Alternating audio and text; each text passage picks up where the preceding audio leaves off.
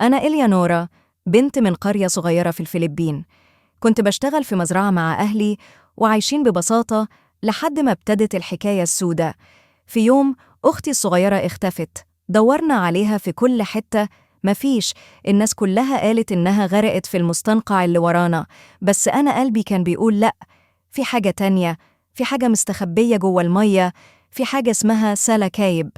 المكان اللي كنا بنرعى فيه مشيتنا بقى مخيف، صوت غريب بيطلع من بين الشجر، ظلال بتتحرك، وكل ما حد يقرب من المستنقع بيختفي.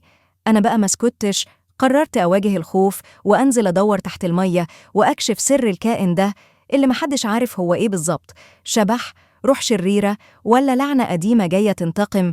سلكب مش بس فيلم رعب، ده صراع بين العقل والخرافة، بين الحقيقة والأساطير اللي بنخاف نحكي عنها.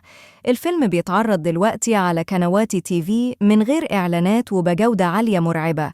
لو قلبك استحمل وشفت اللي أنا شفته، اعمل لايك، اكتب لي في كومنت وشير الرعب ده مع أصحابك علشان إحنا بنكبر بيكو.